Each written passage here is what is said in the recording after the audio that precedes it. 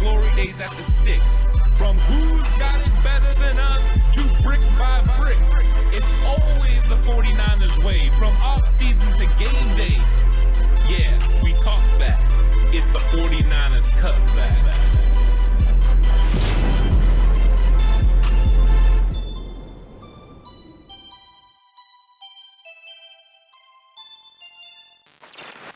It's 49ers Cutback Podcast time. Welcome to the show. We have an absolutely huge one today because there has been news all around the 49ers today, whether it was from Mack retiring to Frank Gore retiring, let alone the 49ers just going out and signing their entire draft class. Literally, the entire all of them. Yeah. All 9 guys signed officially on the roster. Didn't expect that. Didn't expect the Mack news. Was happy and sad all at the same time, and to see the Frank Gore news, right? Happy that he's going to be retiring and finishing his career off as the San Francisco 49er, but also sad that the age of Gore is now officially at an end and completed. The Mack news now, that, and then the shock of all shocks, all 9 guys getting signed. It's like a G-mini Christmas, and they're just making all of the moves. But all of those moves, and to also, kind of foreshadow and, not foreshadow, but maybe send an overcast over the fact that, the Niners have a big issue at the O-line now, man. Yeah, I mean, there are some definite questions that need to be answered, and, welcome to everyone that's rejoining and becoming panel members again. We really thank everyone for doing that. Absolutely. And Jay Ellie says, get it, crew. So thank you so much, Jay Ellie, for being a member again. But yeah, there's a lot of questions that need to be answered. And the biggest domino, and we talked about this in the breaking news, Alex, earlier, was that the biggest domino was Mack. Finding out what he was going to do was going to ultimately determine how other positions are going to be looked at. Because now we have the question of Daniel Brunskill. If Daniel Brunskill gets moved to center, then that kind of opens up the right guard spot between Jalen Moore and Spencer Burford. If Daniel Brunskill stays at guard, then the center position, it's pretty clear. It's Brendel, it's Zakelj, it's Donovan West, or it's JC Tretter. Yeah, I mean, there's not a lot of other options, right? It's no. Just this is what you got. This is what you're dealing with, DCC. Mack being retired and not being on this roster now opens the door for Daniel Brunskill to slide into center. It also opens the door for competition. Jake Brendel now having an opportunity to not just make this roster and as a starter, but potentially just solidify a roster spot and be the backup center that's on this roster. But it also kicks the door wide open for guys like Nick Zakelj and also Jason Poe, who there's a lot of talk and flirtation around what is this guy going to actually be and do. I don't know if center is something that this man can transition into play. He has all of the athletic tools to do whatever you need him to do. But, could he be sliding in another spot now just because Mack being gone may shift some guys around and open some positions up also? Yeah, I mean, it definitely could. And I think that one of the big things that, Poe is already comfortable playing guard. True. So we know that is something that he's going to be able to do. But I wonder what his limitations are as far as center. Center's a little bit more difficult position than playing guard. I don't know how many people realize how difficult it is to actually play center. But anytime you have your arm up between your legs for half of the initial snap, it's difficult, because that defender can get his hands on you early. So you have to be very quick with your hands. You also have to be very intelligent and have an understanding of where you're supposed to go. Now, Poe is tremendously intelligent. When the 49ers went out and drafted guys this year and signed undrafted free agents, they got really smart guys. Poe and Zakelj especially are 2 of the most intelligent guys I think that were in the entire draft. So both of them can handle anything mentally. The physical limitations for Poe are about length. He's not very tall at 6'1". His arms aren't very long. So will he be able to do those things in the NFL? That is to be determined. I think one guy that I'm going to continue to keep saying this until I'm blue in the face is that Nick Zakelj. And now we've got other people saying it as well. John Chapman says Nick Zakelj as well. Now Jordan Elliott says Nick Zakelj as well. So let's see if Nick Zakelj ends up being the guy that the 49ers put at that center position. But I think he should at least be mentioned in the potential battle alongside Donovan West and, of course, Jake Brendel. Yes, those guys all need to be considered in the conversation. And personally, myself, I'm looking at this going, hey, maybe the best option isn't any of these guys, but maybe it's going out and getting yourself a JC Tretter. Maybe it's a Matt Paredes from Carolina who played at Carolina last year. Talk about a guy who's been healthy and available in I think it's 7-8 seasons in the league. He's played in 100% of snaps in 6 of those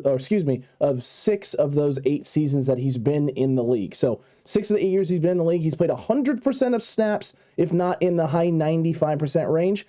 and then only 2 seasons, and 2 seasons got cut short due to injuries, in which he still played 9 games in those seasons. This guy's been available and fairly healthy, and is going to be on the cheap at age 30. So good to see that. Yeah, and here we go. We got a super chat coming in from Philip. He says, is Zakelj getting any snaps at center? Right now, there's been nothing on Zakelj getting snaps at center. And that's one of the biggest things that I've been wondering about. And I know you're talking about the other guys, but since he brought up Zakelj, he's been taking snaps at left guard. And we know that moving to the interior is difficult, and moving to center is even more difficult. I wonder if now he starts getting snaps as we get closer and closer to minicamp, because so far he hasn't. Not at least from any reports that I've read. I don't know if you've heard anything about Zakelj taking snaps.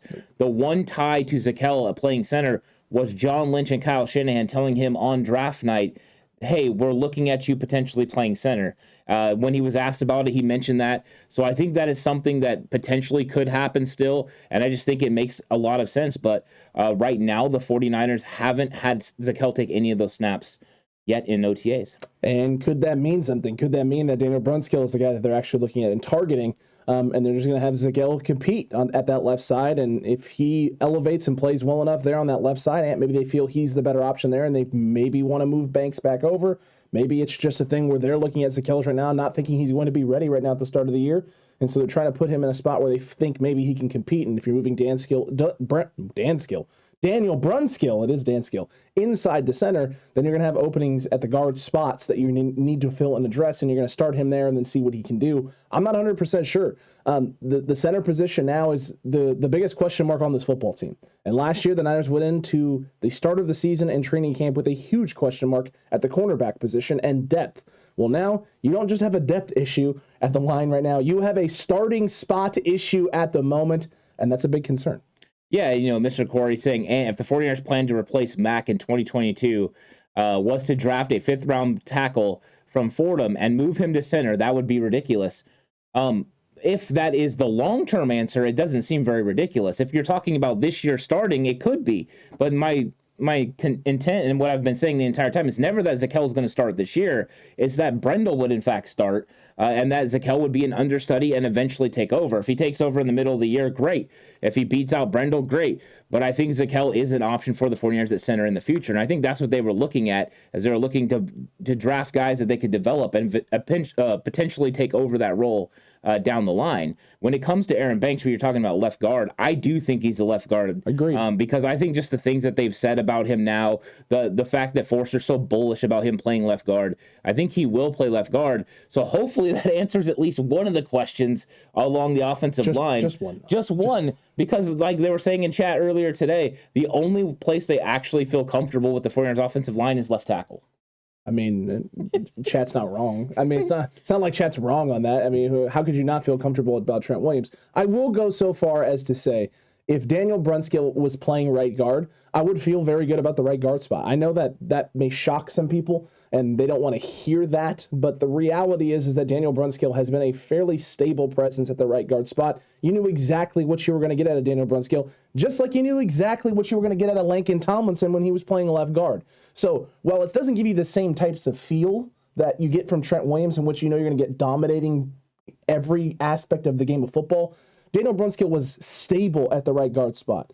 With the holes now at the center position and thinking he may move into the center, I'm not as comfortable with him at the center spot, which means the center spot goes from being not just a question mark not having Alex Mack, but concerning with Daniel Brunskill moving in, but now the right guard spot gets significantly weaker, and you have a bunch of young, unproven guys across the board. Unless Justin Skule or Colton McKivitz come out of somewhere to surprise everybody, this O-line has definitely taken a large step backwards right now at a number of spots. And it's not because I don't think there's talent there, because I think these guys are talented. I think these guys could definitely step up and fill in spots and do some positive things. They're just untested and unproven. Yeah, they are. I mean, that's really what it comes down to. And unfortunately, that's what happens when you draft and develop, right? Eventually, you have a guy that's going to step in that you don't know what they can do, and this is something that the 49ers have went through many a year when they have to draft somebody and that person eventually takes over. There's always questions if that guy's going to be able to get it done, and sometimes you hit and sometimes you miss. And so you're hoping that you're going to hit the right guy. And potentially the 49ers could have hit on the 2 offensive linemen they drafted last year. The things that they're saying, both Chris Forster, and also Kyle Shanahan, about a player like Nick Zakel, a player like Spencer Burford are good, but the things they're saying about Aaron Banks and Jalen Moore are absolutely glowing. Like, they really like those two guys a lot, especially Aaron Banks. You can tell the way that they're talking about him. They feel like he's going to be a force on this offensive line, but it's still a question mark until we see him prove it on the field. Alex, me and you were both there when he struggled, really bad against, Maurice Hurst. And so he's going to have to continue to develop. But the way that he worked this offseason, the way he got his body to look, means he's willing to put in that effort. True. And they're saying that he's a lot quicker, he's moving faster, he feels more confident. That, in fact, is at least encouraging about what Aaron Banks could be. But Alex Mack being gone definitely opens a huge hole at the center position, and I think the 49ers are going to have to find a way to fill it. It could be as easy as go out and get a guy like you brought up, maybe even a JC Tretter. I think Tretter in a one-year deal would make a lot of sense for the Niners. Agreed. But what is that going to cost? Money that they don't have, especially after signing all 9 of your rookies, right? They just don't have it. Jimmy Garoppolo still looks like the domino and the piece that needs to fall in order for anything like that to happen. Them restructuring Mack's contract this morning was, in my mind, I know there was a lot of people, there was Chapman, there was Brad, that were saying, hey, this feels like Mack is retiring. I was sitting there going, well, yeah, maybe that's what that means, but it does also give this sort of feeling like he's trying to do the Niners a solid, and then he plans on being back for one more year before, maybe that amount of money he loses next year isn't as significant by not coming back and playing. That ends up not being the case at all whatsoever. Alex Mack done, gone. The restructuring was, like some people were talking about this morning, whether it was Chapman or Brad from SF Niners, that Mack was done. He was done playing football. He restructured to free up some money now while he, waited to kind of firm up and finalize that decision and then made it today. So congrats to Alex Mack, though. Long career, successful career, healthy career. He's getting out of the game and with faculties intact, and being one of the only offensive linemen I can remember in recent memory to play in a huge football game in the Super Bowl with a broken freaking leg. Yeah, that's the truth. It was eerily reminiscent to what happened with Weston Richburg just a year ago. The only difference was the caveat that we knew Alex Mack was going to be the 49ers center. So we didn't have any real questions about that. Trent Williams had leaked it, and then it got done. So the questions were already answered. This year, the questions are not answered, and there's a lot of questions that are going to come. And it started with this domino of Alex Mack, and now it's all going to depend on Brunskill. And I'm not sure we're going to get an answer on where Daniel Brunskill is going to be. Nope. Unless Kyle Shanahan's nice enough to go ahead and tell us at some point. Nope. I don't see that being very likely. Nope. So that means we're going to have to wait because Daniel Brunskill has knee tendonitis. So he's not going to be able to play until potentially training camp. So we're not going to get any of the idea at mini camp, nothing. So thanks a lot. Now we have no information on what's going to happen with Daniel Brunskill, which means we can't figure out who the center is going to be until the Niners make another move. No part of me believes truly deep down inside that Jake Brendel is going to be the guy who ends up starting at the center spot for the San Francisco 49ers. There is a part of me that believes it's 100% going to be Daniel Brunskill, and then there's the other part of me that believes the best option is to keep Daniel Brunskill at the spot where he's had success in the system and go out and find a guy to bring in to fulfill that role and fill that need.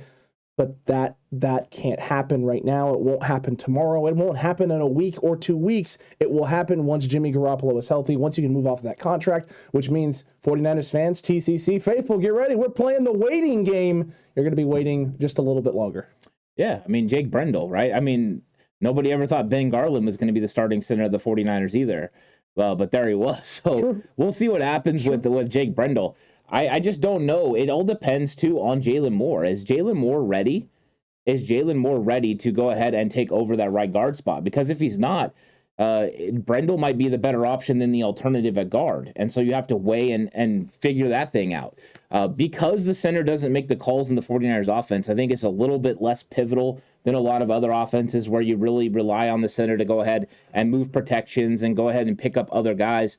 I think that this is a little bit easier transition for a younger guy, which means that other guys can compete for this job. So I think Brendel's right now the leader, but a move from Daniel Brunskill wouldn't surprise me either. I'm not a huge fan of Daniel Brunskill at center. I like him a lot more at guard. I think he can compete there. But in all reality, what I really want is for Daniel Brunskill to be the swing tackle. It's true. Lou says, and Alex, usual suspects, commenting on Banks not being leaner and weighing the same, but he appears stronger, more toned, which seems to translate to being quicker. Thoughts. So thoughts typically are this. Number one, the clips that I've seen of Aaron Banks, he has looked quicker. He has looked more explosive. That usually means, typically, especially at this point in a man's career where these young men are in their 20s, they're developing. They can't really get a whole lot faster in certain aspects. Like, they can't do things to like drastically increase speed, but what they can do is work on some burst stuff, get themselves more explosive off the snap. But they can improve speed by losing weight. That's usually how that works. And he does look toner. He does look like he weighs less. Here's the other thing, too. The other thing you have to keep in mind, muscle weighs more than fat. So if you're losing some weight, dropping some poundage, and getting stronger and adding more muscle on, you could end up losing 20 pounds of fat and put on 5 pounds of muscle, like 5 pounds of muscle. It's going to end up, the density is going to weigh more, and therefore you may not look like you lost a whole lot of weight, but you will, like Lou talked about, look toner. I think Aaron Banks did exactly what they asked him to do this offseason, which was to get stronger, improve his strength, become a more physical presence, a guy who's already had the physical aspects, but to take that and translate it into his ability to be agile, quick, get off the ball, and then use those things to his advantage and leverage points and doing the things they need him to do on the O-line, which isn't just blocking guys straight in front of him, man. It's being able to move and get up to second level and make those blocks. Yeah, and I think that he worked hand in hand with the training staff. He stayed there in Santa Clara and did everything they wanted him to do. The 330 pounds he weighs right now is exactly the way they wanted him to look. The body is definitely transformed, and you can tell there's a little less pudge and a little more muscle. And he admitted that in his presser, where he talked about how he's more physically fit than he's ever been. He's more mentally ready than he's ever been. So I think he's confident and ready to go, and part of that's from putting in the effort, working with this training staff. They know what they're doing, getting these guys ready, and now we're going to see how it turns out looking for Aaron Banks. He's going to be able to get to those second-level blocks. He didn't do that a lot at Notre Dame. That wasn't something he was really good at. That's why he didn't look like a system fit. But if you can change his body enough where he feels more confident and comfortable to be able to get to that second level, then maybe he can do it. And they seem to be very confident in his abilities. I mean, Forster wouldn't come out with such strong comments and not have more of an open competition type mentality if he didn't think Aaron Banks is going to be ready to roll. I would agree with you on that. If you're not taking this chance. There's no world in which this front office, this coaching staff was taking a chance not having an O-line that could be anchored on one side of the football with Trent Williams and whoever else, whether that was Lincoln Tomlinson or whether that was Aaron Banks or another name. If you had any sort of inkling that you weren't going to have Alex Mack, you make that move knowing that you got Trent Williams, we got Aaron Banks, who we think is ready, getting dang near close to being where he needs to be. And by the time we get out of this offseason through training camp into week 1 of the season, he is going to be ready. He is going to be the guy. And if we have Alex Mack, great. Everything is shaping up to be one heck of a season. And if you don't have Alex Mack, we'll figure it out. We'll figure out how to piece this thing together by the time we get to season, but we know that left side's stable. Yeah, the left side, it sounds pretty stable right now. And one of the biggest... Do we have to see it first? Yeah, I think so. And one of the biggest things that was going to happen was, Lakin Tomlinson being gone is just absolutely huge for the mere fact that he played every single game. Yeah. He just never missed. No, and that's the thing that's good about Daniel Brunskill. He doesn't miss games. That's why I'm actually surprised he's missing practice with the knee tendonitis. So I think that when it comes down to it, that left side does appear to be stable. There are questions on the right side, but I don't think they're huge questions because we know McGlinchey's ahead of schedule on his return, and we know that at least Daniel Brunskill could play the guard spot. True. If that's the case and there's that confident about Banks, the real question is center. And Mr. Corey brought up the fact that if the 49ers knew, and he believes they did know before the draft about Alex Mack, they would have done something else. Alex, do you think they knew before the draft? And if so, do you think they did enough, or did they have the capabilities to do enough, or does it still hinge on Jimmy Garoppolo's contract? It's all Jimmy contract at this point for me. I don't think in any world they actually knew he was going to retire. I think he was legitimately 50-50. And I said this when everything came out about, he hasn't said he's coming back. He also hasn't said he's not coming back. Yeah, he put out the workout video, but he's not really, saying a whole lot other than that. That can mean one thing or the other. I legitimately think this was 50-50 for him. This was something that was completely tearing away and eating at him. On the one hand, you have this thing that you've done for the entirety of your life that you get paid for, and that's how you made your living. And you want to go out on top. You want to go out at your peak, but you also, don't want to stay in the game too long that it hinders the rest of your life in terms of how your body feels, reacts, waking up every day, being in pain, sore, whatever it is. Not being able to walk straight, walk right, and just agonizing every moment that isn't you lying in bed going to sleep every night. Getting out of the game at the right time for some of these guys now is just as important as doing this thing and pushing yourself to your limit and your breaking point. Being married also adds another aspect of perspective to life in terms of what's important and what do you value. And I think it was eating at him. It was tearing at him back and forth. What are these things are that I want to do, who the man is that he wants to become, and the husband that he wants to be going forward. I think it got to a point where he wasn't sure and he wasn't going to rush. I don't think he gave inclinations one way or the other. I think he probably did everything that he possibly could to get back on the football field. And at the end of the day, Ant, the life after football was just too enticing for him to want to continue playing and putting himself through the grind of this. Now, granted, we have seen this before time and time again from guys where they step away from something, they're gone a year, and they go, hey, you know what? I think I was wrong. I don't think that's this case, though. No, I don't think so either. I think that Alex Mack had originally intended to play 2 seasons of the 3-year contract that he signed, with the 3rd year being a throwaway to make his salary cap number small. And I think what happened was when he got to the end of the year and all the work that was put into it, he decided that he needed to walk away. And he took so many veteran days during the season that I think that this is just one of those things where he woke up and he decided he didn't want to be a part of that grind anymore. And most NFL players say that's the reason they stopped playing, because they didn't want to get up and prepare. So being prepared every single day, he didn't want to do it, and he's ready to move on to the next chapter of his life. And who am I to argue with the guy? He played 13 seasons in the NFL. He's 36 years old, and he decided, you know what, this is just not something he wants, and he's going to move on. I think that's fine. But the ramifications of that decision now, are on the 49ers, and they're going to have to do something that I don't think they wanted to do this year, and that's move on from a all-pro caliber player in Alex Mack.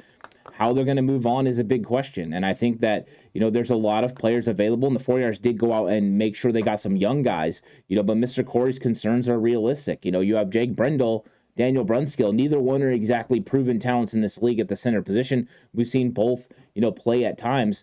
But right now, the 49ers don't have a real guy that can just step up and take that role. And so it is a little concerning right now at that center position because it's either going to be one of these young players who you believe have a lot of upside, or it's going to be one of these guys that feels more makeshift than a guy that can step in and be a big-time player. And to be honest, outside of Daniel Brunskill at the center spot right now, there isn't a name that I feel comfortable with.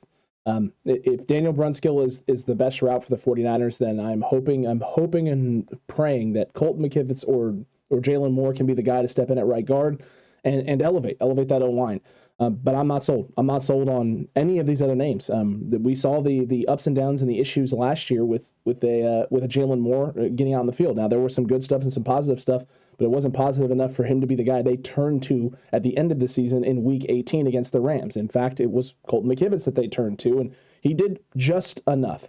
But again, these guys have been asked at certain times and situations to step up and play in big roles and big spots, and that's great. But none of them have been the guy that they turn to long term. It's always one game, one time, one moment, one opportunity to seize everything you've ever wanted in one moment and capture it. And they capture it in the moment enough, but not enough to be the guy. Go be Rabbit. It's just concerning, man. It's just concerning, right? And I get it, TCC. Mr. Corey, I get what you're saying.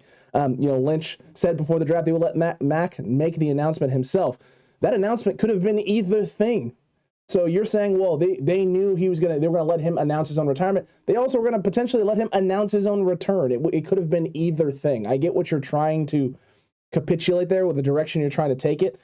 But you don't know one way or the other. And the fact that he was working out and doing things means that some part of him wanted to come back and play football, but not enough of him wanted to come back and play football. Yeah, I don't know what Alex Mack's thought process was, and I don't know when the 49ers heard about it. Maybe now, once this is officially announced, we know it's Michael Silver that's came out and said Alex Mack is going to retire. Sure. Once this becomes official from Alex Mack and the 49ers, I'm sure we'll get a better, idea of what the timeline actually was when they found out, when Alex Mack was going to, be retiring, and then what they needed to do off of that. But all the while, it wasn't like they could go make a big splash, for instance, at the center position and sign someone. They didn't have any money. They still had Jimmy Garoppolo, and they still do have Jimmy Garoppolo under contract. Exactly. So they were kind of limited on what they could do. So they could address it in the draft, and it had to come a time where they were looking to get a center that made sense at the right time, right? You can't just draft someone because of need. You probably didn't think one of these centers were going to be able to start right away. So I think that they did the right thing. I did believe always that they thought they had an extra year from Mack. That's why they didn't get a Creed Humphreys, for instance, last year. True. Thought they always thought they were going to address it in this draft, and things got sped up a little bit, So I think the 49ers are right now having an idea of what they want to do, But we'll have to wait and see what that actually is. And right now they just have a lot of options. None appear to be clear because to me, none of the guys that we've talked about right now make me feel really, really good about the center position. Accurate. Not a single JC Tretter. That's the only name that's been brought up by chat. Ourselves. I here. do like that. Yeah. That sounds great, but you got to be able to pay the man, and he wants guaranteed money. This man don't want no bonus incentive laden contracts. No. And he wants to be guaranteed cash, cold hard cash at the end of the season. So the Niners have to be able to find a way to work that out, and that most likely means Jimmy Garoppolo. But let's get to the thing that was the shocking news on top of the shocking news, and which was the signing of all nine rookies after Alex Mack's announcing of said retirement and money being freed up and then restructuring his contract. All 9 rookies signed, and starting with Spencer Burford, 4 years, $4.45 million rookie deal. Yeah, I mean, this is one of those things where the money is pretty close, right? It's set. There's just a little bit of language here or there.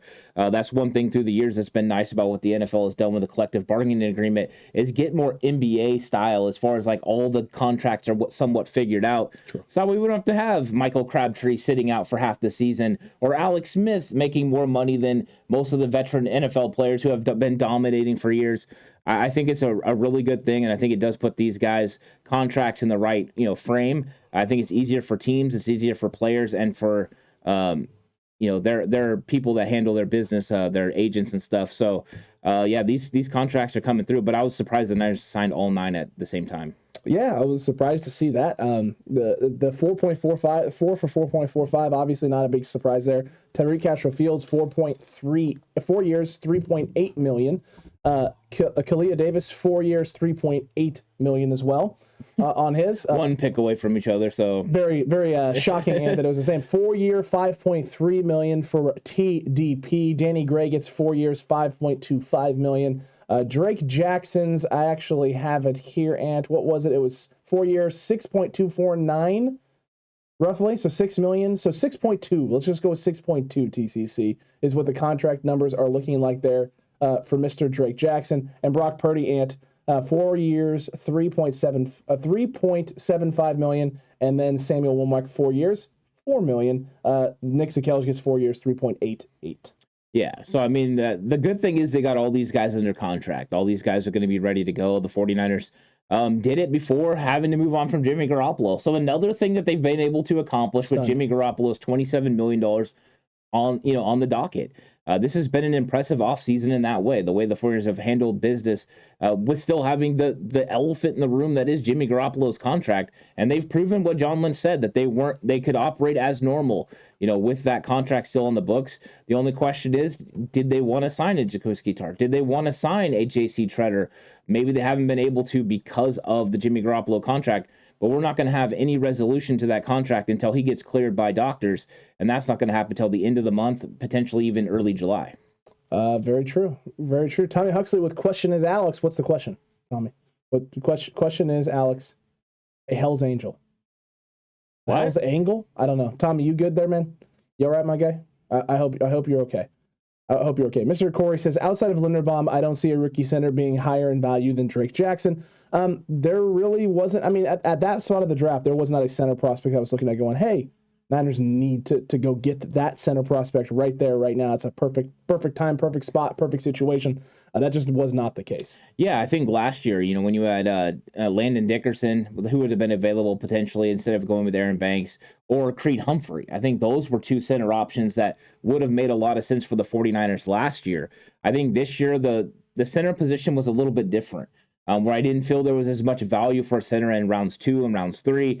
So I understand what they did. So getting guys who could potentially play center later in the draft made sense. And Donovan West, a guy that's drafted as an undrafted free agent, is somebody people had ranked as high as the 3rd round, 4th round. We had, when we were doing War Room, we had guys that came on the show, content creators that wanted to draft them that early. Yep. So I think that Donovan West still carries a lot of ability. And we'll see what happens. But he was taking 3rd team reps. Keaton Sutherland taking the number 2 reps for the 49ers at center. Oh my goodness, good old Keaton Sutherland. We haven't even mentioned him, man. Remember when we said there was just no chance for Keaton Sutherland unless the Niners did a 24 episode or something like that and featured him as the main character? Yeah. Well, it made.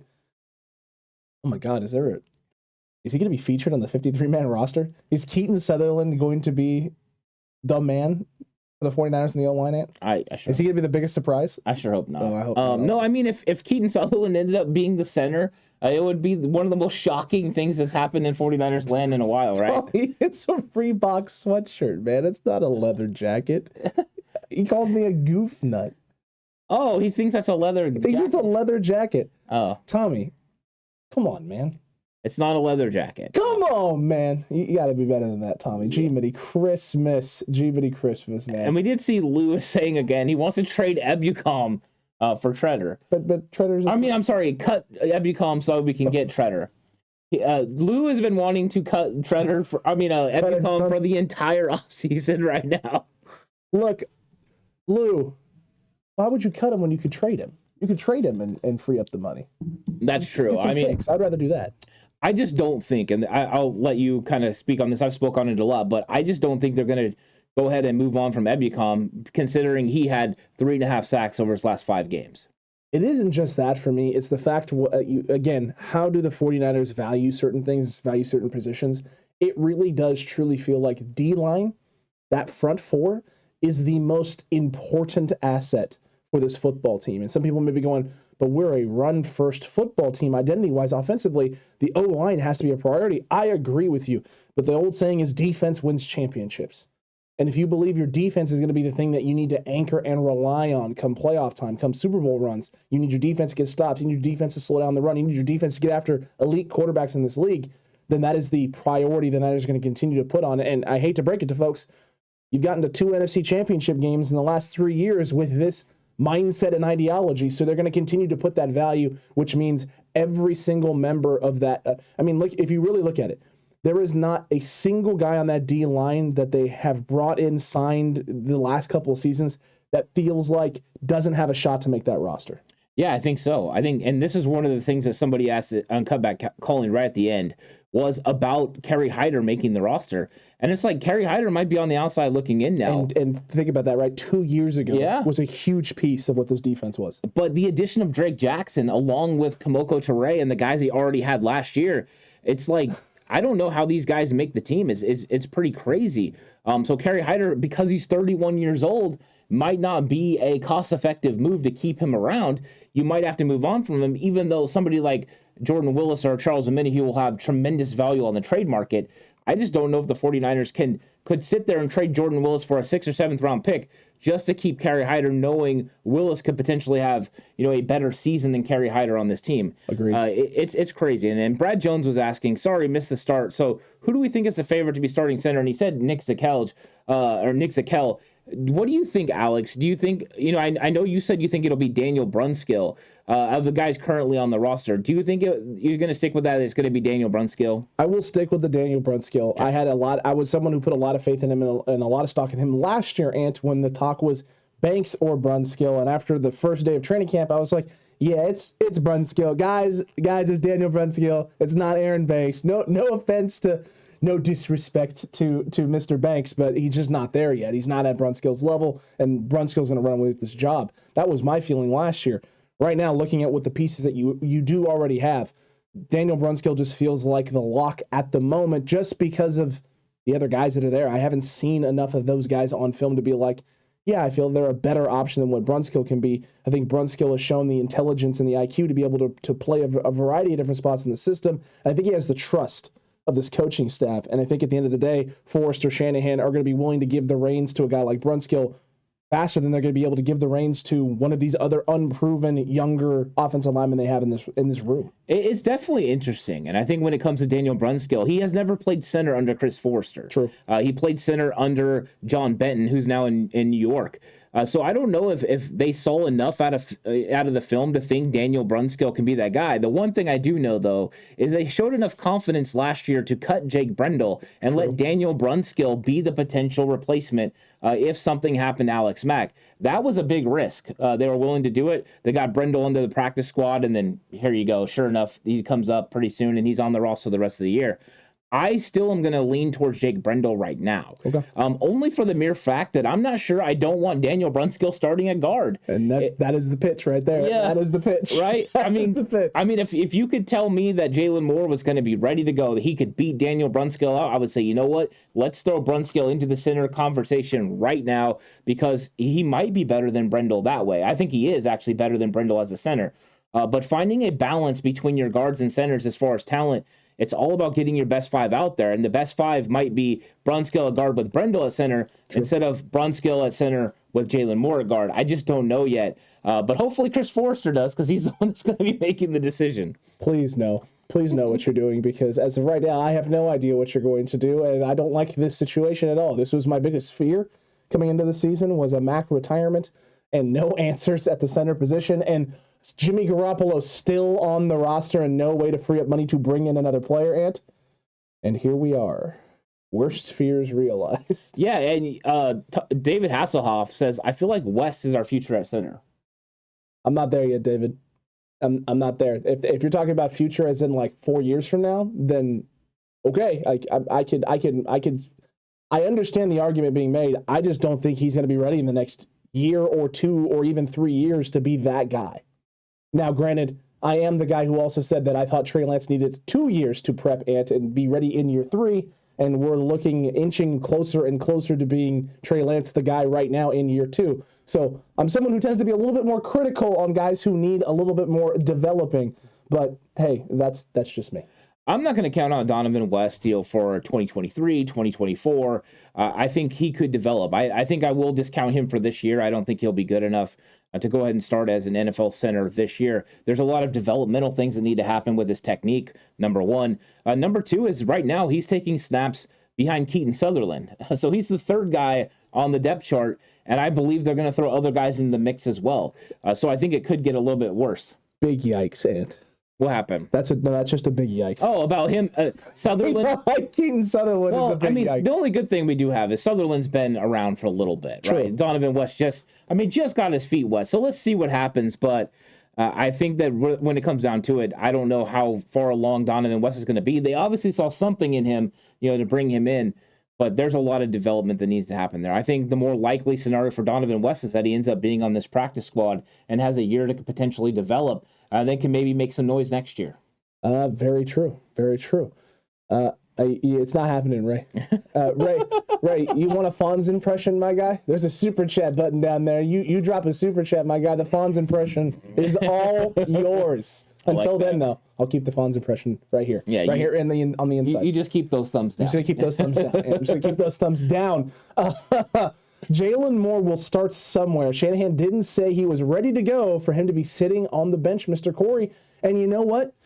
This may be why they didn't panic. If Jalen Moore has been sitting there developing behind the scenes and the coaching staff is going, you know what, we feel really good about where this guy is at. We think he could compete, if not beat out Daniel Brunskill. Then Alex Mack walking away just makes it easy, right? You shift him to center. You shift Moore into that right guard spot, knowing that he's going to develop there. And at any point in time, Ant, in the next year or so, if you decide to move on from Mike McGlinchey and want to slide him back out to right tackle, you can. Or maybe he solidifies himself as the right guard of the future, with Aaron Banks being the left guard of the future. And again, the Niners drafted 2 offensive linemen, gave them 1 year development, and then the future of their own line from left tackle to right guard is set for now, with questions at center. You're going to test out Brunskill, obviously, and the future right tackle spot. The future right tackle spot lingering in the ether as a what if scenario. Yeah, and it could be Spencer Burford. I know Right now they're playing Burford at right guard.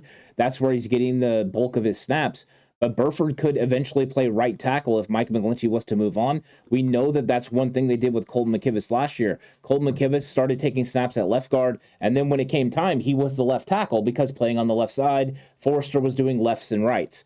So playing Jalen Moore on the right side, if you remember, that's why I didn't want to play him at left tackle when they had the injury to Trent Williams. So keeping him on the right side makes sense. He could be a right tackle eventually. But I think him and Burford, they believe, could be the eventual replacements for Mike McGlinchey and Daniel Brunskill. But the eventual replacements could happen as soon as right now. And Mr. Corey's in love with the idea of moving on from Mike McGlinchey in a shocking turn of events. You did it. Hey, what's up, man? Thank you for the $5 super chat. And there's your Fonz. Every $5 super chat for the rest of the night, you get an A. You get an A from me. Nice little happy days. I like it. Congratulations, TC. Ray. Thank you, my guy, for the $5. Well done, Ray. Absolutely glorious, man. Yeah. Absolutely glorious. Big Papa, is there another OTA open to the press before minicamp? I don't actually know if there is. Is there one more? Is there another OTA open to press? I don't know for sure. Usually it's the second day. They've been doing them in pairs. So I'm guessing there will be another one. Minicamp starts June 13th through 15th. I think that's what's going to be fun, because then we're going to get a better idea of where everyone's at once we get to minicamp. True. Because it's mandatory and everyone has to show up. At least we don't have to wait for then until Alex Mack gets there, because he's not going to be there. You just had to say it. Sorry, it saved us a couple of weeks of wondering at least. That's very true. I mean, I guess I appreciate that, but I also don't appreciate the just the uncertainty. The uncertainty just drives me up an absolute wall, man, with all of this. And it is what it is. It is what it is. This is part of the issue, right, with this team, and just having question marks at certain spots, and guys that start to get up there in age who have been in the league a while, is you don't know when that time is going to come where they're just like, hey, you know what? It's done. I'm done. It's time to move on.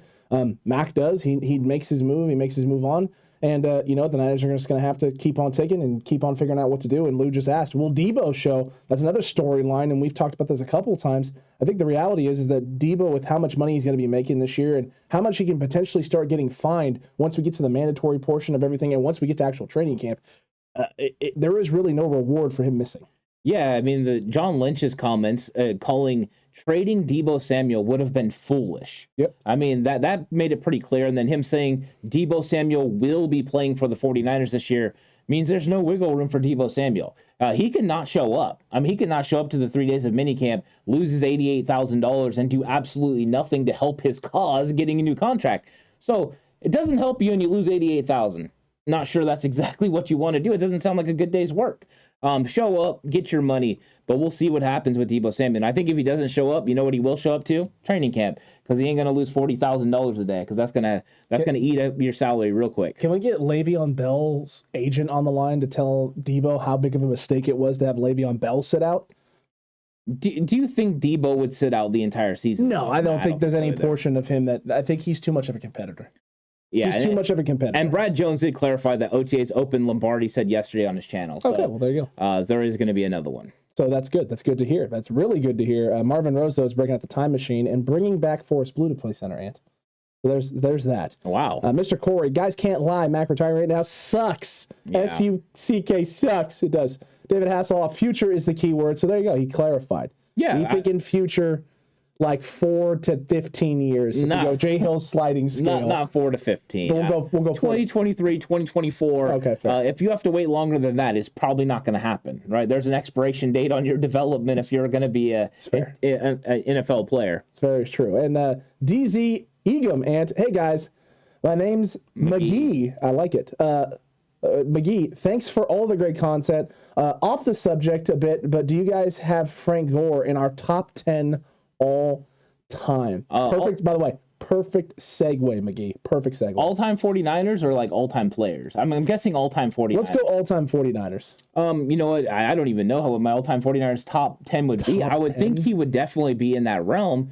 I mean, you got to start with Joe, Jerry, Steve, Ronnie. And I'm notice we're just saying them by first names. That's how well. I know exactly what you're talking about. 49er lines, like, you got Charles. Charles Haley, for all those who don't know. For all you young and 49ers fans who are like, I don't know people past like 1997. Yeah. Charles Haley. And there's a lot of old time players as well that you can consider. True. But I would think Frank Gore is really close to the top 10.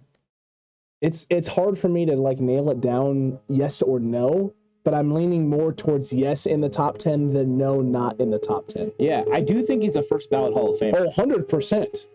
100%. Yeah. You can't be a top 3 running back rushing yards in the league, in league history, and not be a first ballot Hall of Famer. It doesn't make any sense. I know he doesn't have the Super Bowl to his name, but my goodness gracious almighty, he carried horrible 49ers offenses for are And Paul is saying John Brody and Gene Washington as those well. Are two solid. Roger those Craig. Are really good ones. There's a definite argument for it. Frank was a really good player for the 49ers for a long time. I definitely think there's an argument for it. And all the while, we haven't even mentioned Patrick Willis, and some of the other players that were along the way. It's true. Joe Staley. Joe Staley. I mean, if you're just talking about top 49ers players, you're talking about guys who maybe, there are some people who would make the argument for Justin Smith as being a guy that's near that top 10 for them as well. The impact he had with that front four when he played. I don't know if I would go that far personally, but I know there are people who are very high on Justin Smith in terms of what he did while he was a 49er. I would like to break it down too, because BV50 just said it. He stole my thunder. I was going to say JC Sepolu. 14 years playing multiple positions along the offensive line, a bunch, and winning 4 Super Bowls? Yeah, that's a lot of Super Bowls. That's pretty impressive. So there's a lot of names. There's a lot of names. Bryant Young. This is something we're gonna have to hash out, because I'm actually gonna have to sit down and make out a list. I have to make it a list too. Yeah. So just trying to do it off the top of my head. I'm forgetting so many names. Yeah. So content incoming at some point are 49ers top 10 football players. We'll have to get Horst on. Gore in or Gore out. Gore in or Gore out. Horst will have to make an appearance for that. And Art the Collector saying Dave Wilcox. Dave Wilcox. A solid one, too, man. There's some good ones. BB going Garrison Hurst. Everyone loves him some Garrison Hurst. I mean, I don't know if I'd put him in the top 10. I wouldn't. And then Ray is bringing up Fred Dean, who I love Fred Dean. It's true. I don't know if he's in my top 10, but I love Fred Dean. There are so many. Anyone that can smoke a cigarette during halftime and still go out and dominate has to be considered one of the most badass players in the history of the NFL. So here's the thing. When we do this list now, see, look at this. Do you see what you've done? You see what you've done here? This is an absolutely great topic here, DZ. DZ, you did absolutely phenomenal with this. Because now we need to set some guidelines here and some parameters for this, Ant, because here's the other thing. Does there need to be a limit to how many years they played in San Francisco? I mean, you would think so. To be a big-time 49er, you had to have at least a few years, that you played. I would almost say, 4 to 5. I think we've had this, maybe not a top 10, but we've had a conversation of great 49ers defensive players. And I remember having this conversation, and Horst put Dion in a list. Yeah, in a conversation. He only played in San Francisco for 1 year. Yeah, I can't do that. I know. I remember this exact conversation, the context, and the contention from you, and I don't even want to. I don't know the right word to use here for Horst, but Horst was very passionate about Dion being in that list. He can have Dion. I'll take Eric Wright. Give me Eric Wright. I'll take him. He can have his Deion Sanders. True. Dave Bunce, by the way, from Ray. Okay. Solid Ray. And then Portola with the Ray Wersching. And of course. He doesn't go in the top 10. Yeah, where's 49ers George 365 with the Ray Wersching? That's true. Avatar. It's so great. I mean, that's what we need. We need some 49ers George 365. Very true. No, not Randy Moss BV50. Come on now. If Randy Moss could jump, we probably would have another Super Bowl. Just gave up on the one over the middle. I did like Moss though. He was fantastic. But that's a great conversation. We're definitely gonna have to do that at some point. And everyone's just filling up chat with a lot of great 49ers. Just proving how great the franchise has been for years. There's been a lot of great players, man. Jason Butler with the Patrick Willis, Vernon Davis getting dropped in there as well. I love me some Vernon. I don't know if I put him anywhere near my top 10, but I don't even know if I put him in my top 3 tight ends in 49ers land. I would agree with you on that. I don't know if he goes there. There was a time where I was very big on Vernon Davis, specifically after he came out and him and Mike Singletary had kind of had their blow up situation. He kind of turned the corner in terms of behavior with the roster. RC Owens. After seeing what Ray just said, Ken Dorsey. Does he know Matt Rieger? Just asking. This is Matt's burner account. Because he's always talking about. This is Matt's burner account. He's always talking about Dorsey. He does always. Would you have T.O.? It's on what? Let me put it this way, Brad. I want to, but I have to weigh other things, right? I have to weigh into it the distractions and everything else that came along with T.O., especially towards the end of this tenure in San Francisco. It was kind of a crap show. I have met Terrell Owens. Let's just say if I was putting him in the top 10, it wouldn't be for how he is as a overall. Fair, David. No one is downplaying Vernon Davis. He was absolutely phenomenal with that group and was the security blanket for Alex Smith in that offense for a heavy chunk of time, But he is not better than George Kittle. No. Not anywhere close to being better than George Kittle. And I'm sorry, but there are some other guys in 49ers land that played the tight end position, including guys like Brent Jones, who I personally have more fond of their play in San Francisco than I was of Vernon's overall top to bottom play. And there is a case to be made that he wasn't the best tight end on the roster when he was in San Francisco. Maybe. I mean, Vernon Davis was tremendously athletic and had a lot of skills and did a lot of great things for the 49ers. So I think that when it comes to Vernon Davis, I think he's in the argument, but I don't know if he's top 10. I don't think he's top 10. T.O. top 3 all time. Please F out of here, says David Hasselhoff. On the Niners? Top 3 all time for the Niners? Are you going Montana, Rice, T.O.? David? Maybe. The Hoffman? Knight Rider? Yeah. Where's Kit? Kit needs to take you home, man. You might be drunk. You might be drunk. Top 3 all time? I mean, everyone's entitled to their opinion, right? I mean, I don't know if I would put T.O. top 3 all time. In fact, I know I wouldn't because I think that Joe Montana, Jerry Rice, and Ronnie Lott, for me, are the top 3 49ers of all time. And I would start with that, and that's kind of where I'm at. But other than that, there's a lot of great names that could fill the other 7 spots. I think Terrell Owens is in the conversation. I think Vernon Davis is in the conversation, but I can't tell you that Vernon Davis is going to make it. I think there would be some tough decisions, but I don't even know if Frank Gore is going to make it, and I think he's one of the best 49ers to ever play. There's just a lot of really good football players that, span even all the way back into the 50s. So we have to remember those guys as well, and those guys made a lot of impacts that maybe aren't as recent, but still impacts nonetheless. Very true. Very, very, very true, Ant. It's very true. Look, I'm excited. I'm excited to hear what everyone has to say about this. Mr. Corey, give us a list. Ant, Montana 1, Rice 2, Lott 3, Young 4. Oh my. Craig 5, Haley 6, Gore 7, Willis 8, Bryant Young 9, and T.O. for him makes the number 10 spot. Yeah, I agree with some of that list. I really do. There's a lot of good on that list. Yeah, there's a lot of good. And I think that's one of the fun things to do as 49ers fans is we have so many great players that there is a really exciting conversation to be made of it. But I mean, I don't know. I think people always look at things differently, and I think the era in which you watched football also determines some of your beliefs on who was the greatest. True. So if True. People that grew up in the 90s are probably going to carry a higher value on Terrell Owens than maybe people that saw him in that saw games in the 80s or in the 70s, and seeing how many great players. Now, Terrell Owens is one of the best players that ever played in the NFL. Absolutely. But he's also one of the most tumultuous teammates ever to play in the NFL. And that's why he went to Baltimore for a hiccup and came back to San Francisco, then to be traded to the Eagles and then to the Cowboys and then wherever else he ended up playing. A lot of places. Yeah, a lot of places. So I think that wasn't he in Cincinnati for a little bit with Chad Ochocinco? I think he was. The dynamic duo. Yeah. True. Look. I'm. And you know this, I was a big T.O. guy growing up, and the further he got away from San Francisco and the more the antics ramped up, the more I soured on T.O. as a player, not so much as a person, but as a player, because I thought he was taken away from his talent, and I think he ran himself out of the league far sooner than he needed to be out of the league, because I do think he was a freak of nature who could have broken a lot of records and probably been playing, one of those guys like Tom Brady, playing far past his prime just because of the amount of physical gifts that he had.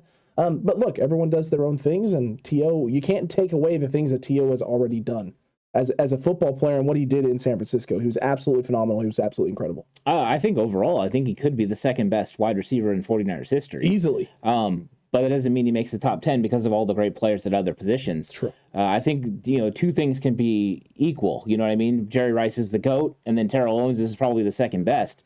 And I think after that, then it's just a fun conversation. KNDR, there's only one problem with trying to get Tommy Fan in the next Cutback Fantasy League, and that would be that if anyone made a joke or posted a GIF at any point in time, all of us would be at risk of being assaulted. We don't want that. We got to protect the people in the Cutback Fantasy League. We don't want that. We don't want to do that. So we got to be careful. We have standards to uphold in the Cutback Fantasy League. There are standards. Yeah, there you go. And I think, David is upset. And David's really upset that the fact that, we're not saying that Terrell Owens was a criminal. We're just saying some of his antics were distracting to some of the teams that he played on. And if you don't believe that, then, you can go back and watch some of the things that he did. But that's your opinion, and that's okay. We can have different opinions on Terrell Owens, and that's fine. It's very true. Brad Jones, who's the closest current player to possibly cracking the top 10? That is a solid question, and I'm probably biased but I would probably lean towards Kittle being the guy who has the closest to make the top 10. And that's only because of who I'm comparing the other linebacker that would be on my list, and Patrick Willis. That's who Fred Warner is. That's the standard you got to meet to get close. And that's a very high standard to meet. Yeah, I think there's a couple of names that we can bring up. Of course, I think you're saying George Kittle, Fred Warner eventually could be in that conversation.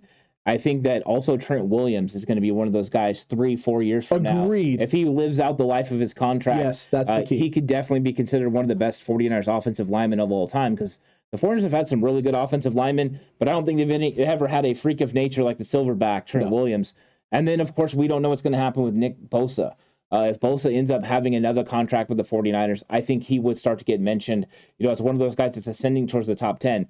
But breaking the top 10 for the 49ers is going to be absolutely difficult because there's some really, really tremendous players that have played for the Niners organization over the years. Yeah, not many of them are on that list and not have brought not many are on that list and didn't bring a Super Bowl to San Francisco either. Yeah, that is a fact. That is a fact. And Fred has had more than one great year. Yeah, and the thing is, right, I'm not saying that he's in it right now or would be in the top 10. No, he's still got a ways to go. All these guys got to work towards that. I don't think anyone that's currently playing for the 49ers roster right now close would be in the top 10. No. I don't think so at all. I think the closest of all of them currently is Kittle, and that's specifically the amount of time that he's been in San Francisco and the number of good seasons he's already put together. He's the only one that has put himself not even within like an arm's length away, but he's put himself in if you continue doing the things that you have done, you have an opportunity to make the top 10. Yeah, I think it's all about projection. You know what I mean? And, that too. I mean, over the last 3 years, Fred Warner is the number one ranked linebacker according to PFF. And it's by a hefty margin. And that's over, guys that have been all pros in those seasons. So I think he's somebody that's still trending in the right direction, but he's not there yet. I'm just saying there's potential. The problem is there are linebackers ahead of him in the top 10. Patrick Willis, for sure, is one of those guys, and there's other guys that the 49ers really didn't have guys who played for their team a long time in the linebacker position. Very true. So, I mean, if we consider Charles Haley a linebacker, we know he played the elephant position. He would be one. But other than that, all their other guys were short spurt guys. Like Matt Millen, Hacksaw Reynolds. True. So there wasn't a lot of maybe Ken Norton Jr., but I always think about Ken Norton Jr. a lot of times as a Cowboy. So I don't think I would put him in my top 10. I don't know if he's in the top 10 either, Ant. I just don't know. Got to make a 5 years and under list too. That would be a good one also. Hey, look at that. PFF doesn't even rate Warner that high. Show how stupid they are. Stop with the stats. He had an off season last year, especially after that contract, says David. Look, everyone's going to feel whatever they want about guys in terms of production and what it means. For some people, when they do these types of lists, and it's stats. For some people, it's Super Bowls. For other people, it's moments. David has said that earlier. For him, it's all about moments.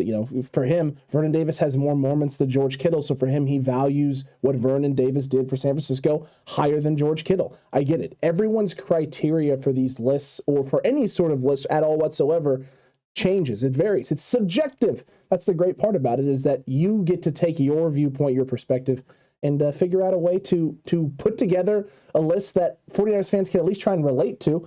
As long as there are 49ers players on that list, and I don't think anyone's going to be too upset. You start throwing Cowboys and Commanders out there, and we got problems. Yeah, I mean, and if you actually watch the film and see what Fred Warner did last year, he played out of position to be able to cover for Dre Greenlaw, who was injured, and to be able to cover for interior defensive linemen that were injured. And not put Azeez Al-Shaair out in coverage. He's not very good at it. Where he struggles, and allow Azeez to play the Mike position to help his team out. So I think sometimes that goes overlooked when a player does something for their team and maybe their stats don't reflect the overall sacrifice they're making. It's not about stats. It's about what you provide your team. And we get too carried away with stats a lot of times because of fantasy football and everything that's been going along with it.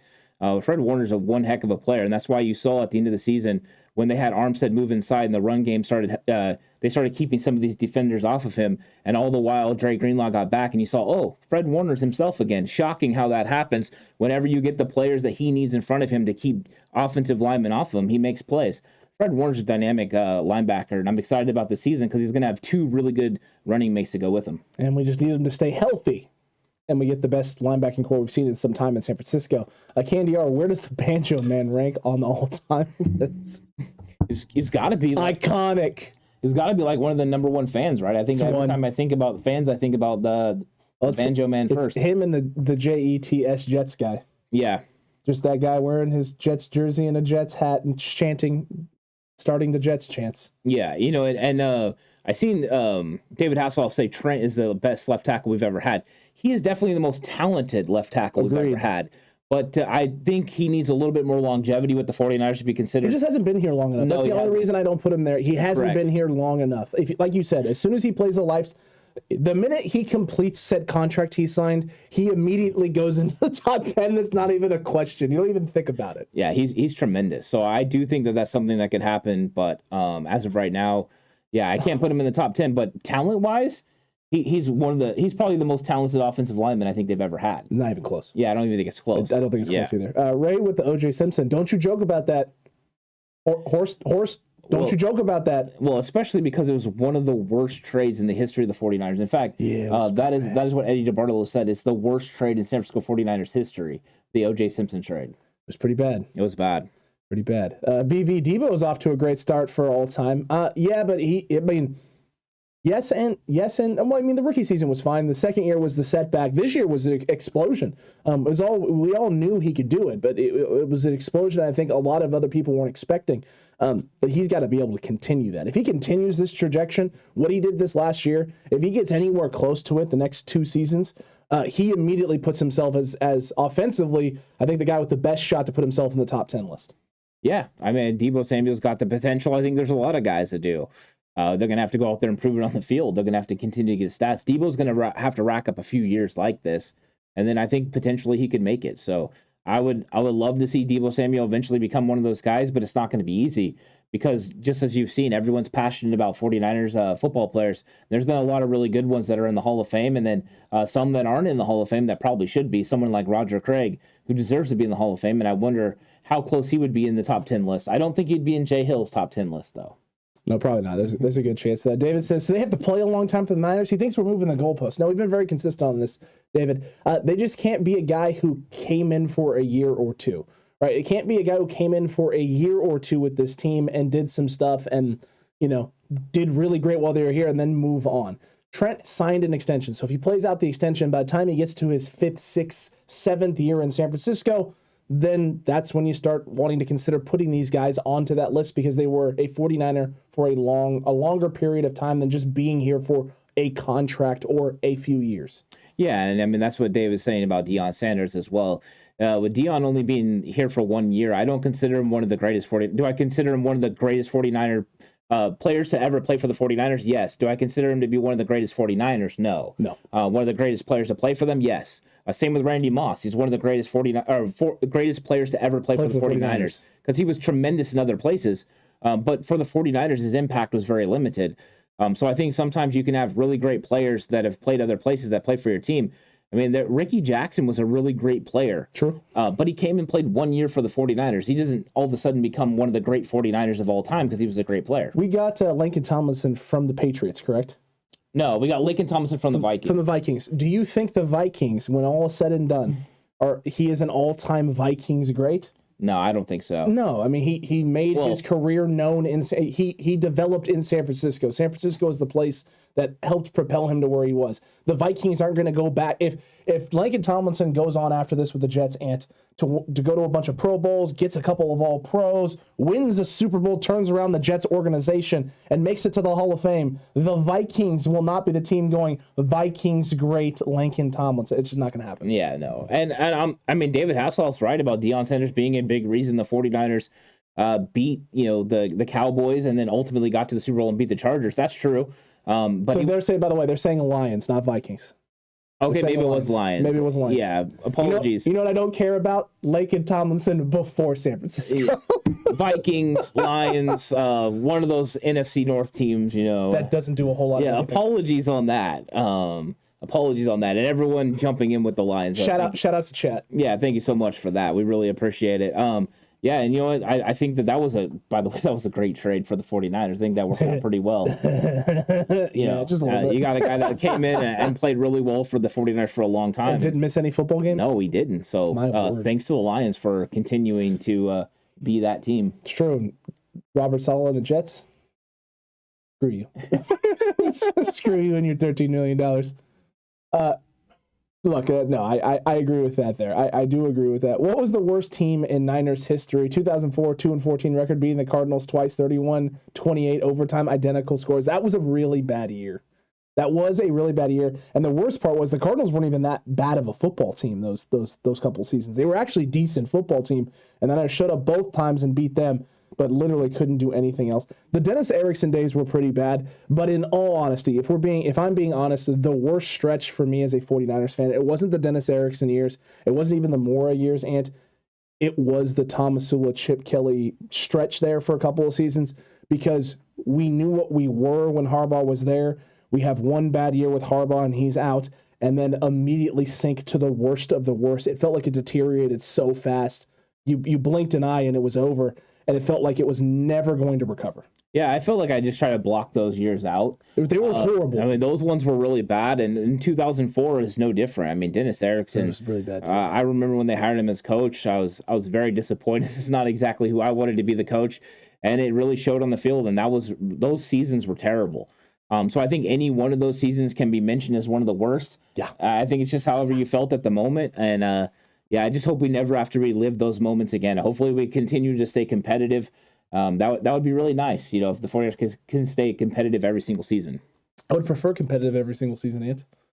Prefer it. It makes football season more bearable, more enjoyable, and especially if we're relevant and the Cowboys aren't relevant, the Raiders aren't relevant. It makes my life a lot better. Yeah, I think both of them are going to be relevant this year. I think we're going to have all three. Yeah, the Raiders look like they're going to be a good football team, but let's see. They got to get out of that really, really tough AFC West, and the 49ers are going to have an opportunity to beat them on New Year's Day. So let's see how 2023 kicks off. With Niner fans happy, Raider fans happy, I'm thinking it's going to be Niners. It's true. I would agree with you there. Dennis Erickson should have been Dennis Green, says Mr. Corey. Well, Dennis Erickson should have been Dennis Green. I think so. Dennis Green was a 49er. Dennis Green was a guy that came up with the 49ers organization and a defensive mind. But, how it is with the transitions, you usually go from offensive coach to defensive coach. And they were going from a defensive coach to an offensive coach. True. So I don't really like the Dennis Erickson thing. I would have rather had Dennis Green. Dennis Green was a good head coach. It's too bad that he never won anything significant. That Vikings team that he was the head coach of should have won a Super Bowl. Yep. But a missed field goal, definitely by Gary Anderson, definitely put it in a situation where they couldn't win, and that was unfortunate because I think Dennis Green was a really good coach that maybe doesn't get the recognition he deserves because he never won the big game. Very true, Ant. And Dennis Erickson was who we thought he was, and we let him off the hook. We just let him off the hook. Did you say that Harbaugh had a bad season? Yeah, it's very last year. We went 500. Now, David, I understand what you're saying, right? 8-8 is not a bad season. I would agree with you, but per Harbaugh standards, it was a bad year. It was a bad year because of all the drama and what he had done his first 3 seasons. What he had done his first 3 seasons with the San Francisco 49ers, by comparison, it was a bad year. Was it an actual bad year? No, it was by Harbaugh standards, though. And if you ask Harbaugh's not going to sit there and say, yeah, that was a great year. Harbaugh's going to be very disappointed in that as well. Yeah, and there's a couple of things. Number one, David Hasselhoff, Ronnie Lott was originally a cornerback for the 49ers before he transitioned to safety, so he played both. And so I think he's one of the spectacular ones, but you probably remember him the most as safety because that's where you got to see all the big hits. Second of all, when it came to Harbaugh, I mean, I don't think Harbaugh, it was his fault for going 8-8. I think a lot of what happened was Trent Baalke getting players that didn't fit Jim Harbaugh's system. The fact that he made Harbaugh a lame duck coach in that season is another reason that I think Harbaugh struggled. Turned ownership against him. Yeah, and even then, Harbaugh had a really good football team. So I think Harbaugh was a fine coach. I was there on the last game that he ever coached at Levi Stadium with Colin Kaepernick as the quarterback. I rooted for him to win. They definitely got the win. I just wish that that something else would have happened because I loved Harbaugh. But I'm happy with what we have right now, and I think the front office works together a lot better than that front office did. But it's unfortunate that we never got a Super Bowl out of the Harbaugh era. It would have been great to get one out of the Harbaugh era. And I also just think it would have been great to see Jim Harbaugh win a Super Bowl, just because what that reaction would have been, what that emotion would have felt like. Talk about a man who is passionate about everything he does and he wears it on his sleeve at all times. I think that celebration would have been absolutely glorious because every meltdown was glorious. Yeah, and we got some great questions. I see Ray saying to Donald Johnson, who took the monkey off Steve Young's back in the Super Bowl? Do you remember? Oh, no. Who was it? I know one of them for sure was Gary Plummer. I know one was Gary Plummer. I don't remember if there was anyone else, but I do remember that Gary Plummer was there doing that. It's true. It's very true. It was a solid question there. Shanahan is better in today's NFL than Harbaugh. We're lucky to have him, faults and all. I like that, Mr. Corey. Yeah, we'll see if Harbaugh ever gets another opportunity. I think he was flirting around with the Vikings this year. I think he wanted that Vikings job. Yeah, and they decided not to go that way. Ownership apparently wouldn't sign off on Harbaugh. That's going to be the big thing for Jim. That is going to be his biggest obstacle right now and hurdle is personality. The way he goes about doing his business is going to rub an ownership group that wants to be a little bit more involved or maybe wants things to be a certain way. Jim's going to have a hard time getting in the door there. So Jerry Jones, when he fires Mike McCarthy after the season. Hell no, that could never work, brother. No way. Jerry Jones would have him murdered before he stepped on the field for the first game. In an attempt to make myself not look like a total moron, I'm signing Colin Kaepernick to be my starting quarterback. Oh, dude. I'll be honest, though. Going Harbaugh with Dak actually would fit pretty well. It would work. It would. It would work. Yeah. But there's no way Jerry Jones is ever going to do that because the minute there's success, Jerry's going to want success and Jerry's going to be like, you old man, you sat up there in the booth. I did it all. It's all me. You haven't been able to figure it out for 30 years. You know it's me. And then, Harbaugh's going to get in a car accident and never coach again. Maybe Harbaugh and Ray says Gary Plummer. So it was Plummer. But yeah, Harbaugh, if he wants to get back in the league, I know Michigan signed him to a huge deal. They did. Maybe he never comes back, but I think it would be interesting if he came back. I like Harbaugh in the league. I would love it. As long as he doesn't come to the NFC West. Just stay out of the NFC West. Stay out of the NFC West, yeah. I would prefer the AFC. I would root for him. You know what I'd want to see? I want him to see in the same division as his brother. So you get that matchup twice a year. I don't think he would do it. I don't know if he would either, but I would love every second. Yeah, that'd be fun. That would literally be must-watch TV. Yeah. And you have him play on 2 holidays, man. Have him play on Thanksgiving and then have him play on Christmas. So the day's just ruined for the Harbaugh clan. It's just ruined. And great for all the rest of us. It's great for all of us. Their holidays suck. That would be absolutely fantastic. NFL, get on this. Absolutely get on this. Someone asked if Bill Walsh should be on the 49ers BV50. Would you guys put Bill Walsh on the 49ers Mount Rushmore? No question.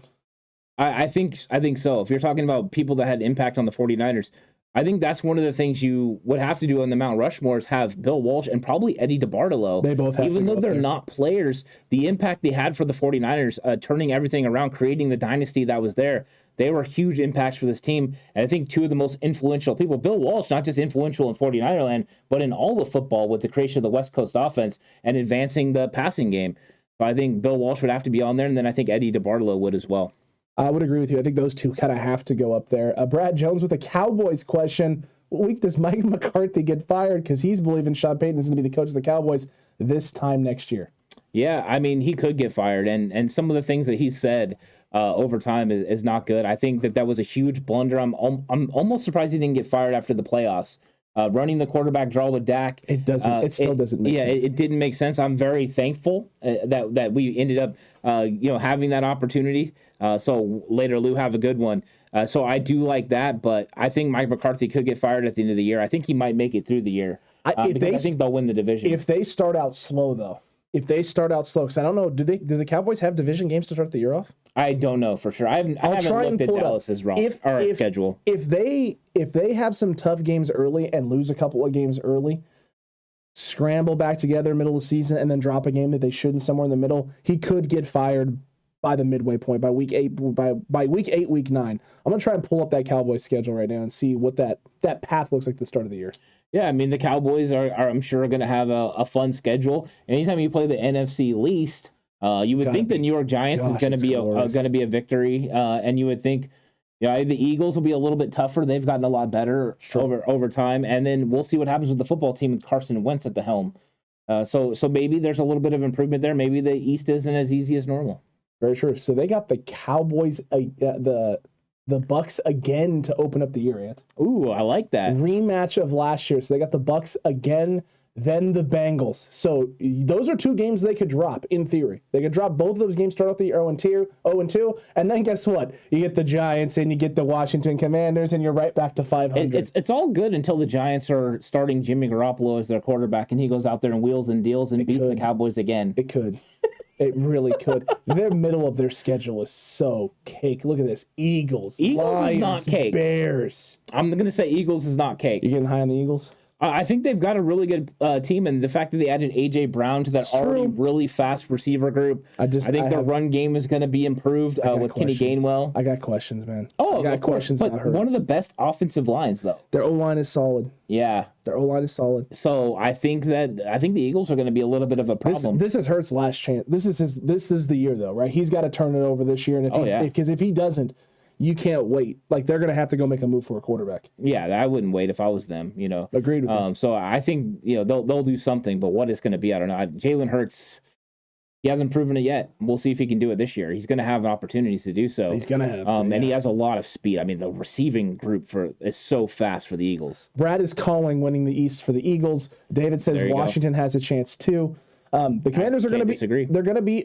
They're definitely going to be improved. Not having to rely on Heineke. Having I struggle to say competent Ant because Carson Wentz has shown good moments and great flashes and also atrociousness.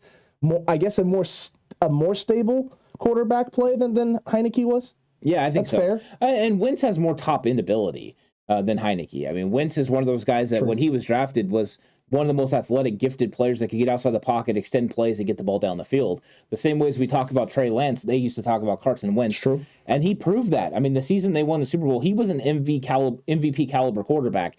But the injuries have definitely been piling up on him, and he hasn't been the same quarterback. So we'll see what the Eagles end up getting out. Or, I'm sorry, the Washington Commanders end up getting out of him. And maybe he will be a difference in that NFC East. So one thing we do know, he understands the division very well. Very, very true, Ant. Very, very true indeed. David saying Hurts showed promise last year. There was some positive moments. There was also some negative out of him as well. That playoff game was not a good showing for him against that Buccaneers defense. He struggled. And David doesn't believe he's a franchise quarterback either. I think we see the same thing. There are moments, but I don't know how many times he's going to be continually able to produce those consistency, moments. Right? Consistency is the problem. If he can find a way to be more consistent, then that Eagles team could literally, it's to the moon because they have all the talent in the world and a solid offensive line, and now you have a mobile quarterback. But if he doesn't find consistency, if he can't find a way to be a consistent quarterback, take care of the football, and extend drives for them, it's going to be not good for that Eagles team. It's going to be not good for him because there won't be a whole lot of opportunities for him to start in the league after that. Yeah, and Brad Jones had asked what happened to Eddie D and why he was forced to sell the team. And Mr. Corey said it, got caught in the bribing scandal with the governor in Louisiana. Yeah, basically he got caught on a gambling boat, and he was trying. Basically, what they were all doing was greasing the wheels of being able to get the things that he wanted to get done, and so he had to make a decision. The NFL, of course, was putting pressure on him to move on. But what Eddie D, from his own words, said, he needed to decide whether to focus on the 49ers because he could have fought and been able to keep it going, or to focus on the business, the DeBartolo business that his dad had built. And he decided that was the best avenue, and he says he hasn't regretted it for one day. And in fact, that business has been very profitable through the years. In a shocking development, Eddie D knows what he's doing when it comes to business, whether that's football or in just his own company. Very true. Very true. It's an unfortunate situation. Sucks for the 49ers because you lost essentially what was the godfather of your organization at that point, and the guy who would helped get you to where you were, and definitely put everything in motion for the 49ers to find success. But look, at the end of the day, you get yourself in a member of said family, and Mr. York, Ant, who's a member of the DeBartolo family and has definitely made his mistakes as an owner, but has definitely grown a butt-ton since his first day in San Francisco. Yeah, I think so. I think we've seen kind of Jed continue to grow, and I like what Jed is doing right now. He's letting everyone else run the football team, and he's telling them, you guys do what's necessary. Oh, you need to keep Jimmy Garoppolo's money on the books. You keep Jimmy Garoppolo's money on the books. He's not being cheap. He's going out there and allowing them to do what they need to do to run the football team. Allowing football guys to make decisions is a good way to do it. The only thing I'm waiting for is him to get aggressive like his uncle did and be like, you know what? I'm tired of this. Go all in. Let's win a Super Bowl. Let's get it done. Maybe he's done that behind closed doors, but I did like that Eddie used to have the fire to go ahead and say to the media and say to everyone else, like, these are my expectations. Get it done. That's why he fired Bill Walsh like 7 times and then rehired him. It's true. It's true. In a shocking turn of events, sometimes organized chaos in which you have standards, and when things don't meet said standards, you fly off the handle. Organized chaos, as long as there's a balancing, calming presence somewhere in the room, can be beneficial because it keeps everyone operating on edge. Megan can attest to this. When I was at Ben Holt, when I was at Ben Holt coaching the girls that last year. The girls were a well-oiled machine my last year, and the boys team was struggling a little bit more. Every day I would come home and be like, I'm done. I have to quit. I have to resign today. This is it. I can't do this anymore. I can't. You just go, calm down, go to sleep. Wake up in the morning, see how you feel. For the morning, how you doing? Let's not talk about it. I'll be fine. We'll go. Let's focus, move on next day. Like, just sometimes the competitiveness, right, just gets you to a point where when things don't go the way you want, as they used to say about Larry Brown for the when he was coaching the Detroit Pistons. He would literally come in, they would have a game where they'd win by 15, praises for everybody. The next night they would win, but it was by 2 against a team he thought they should have killed. And we need to trade Chauncey. We need to trade this. This guy's got to go. You don't deserve to be, like, everything is always polar. Sometimes you can thrive and function in those areas because everyone's a competitor and everyone's on the same page. Yeah, Bill Walsh loved the creative chaos. So that's true. That's something the 49ers did. And Ken Martin had an interesting comment here. Last year in OTAs, Lance got all the reps with the second team O-line. Jimmy got all the reps with the first team O-line. Trey Lance played scout team with the second team. Trey's O-line this year is the same guys last year. Chemistry. It was all part of the plan. So there's the outlook, the positive outlook, the positive spin by Ken Martin. I love that. It's one of my favorite comments of the entire show, actually. Solid. Mr. Corey, the Detroit Pistons is no longer a favorite team of mine. Those teams that had Chauncey Billups and everyone else, big fans of. I'm NBA team shopping right now. We'll see.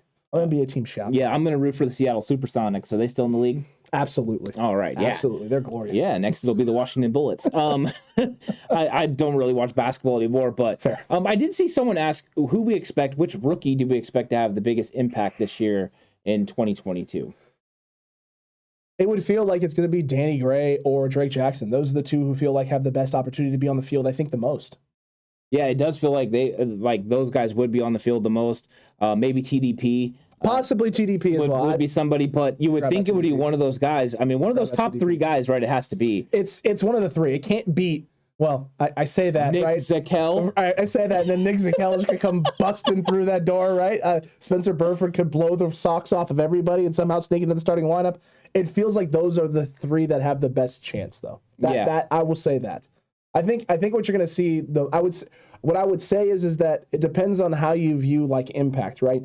If taking the top of the defense in big plays is the thing, then I think Danny Gray has the best chance to make that impact. If you think versatility and being able to play a bunch of different roles, do a bunch of different things, then Drake Jackson might be the guy you're looking at going, he's going to be the one who has the biggest impact because he allows the defense to do a lot of different things.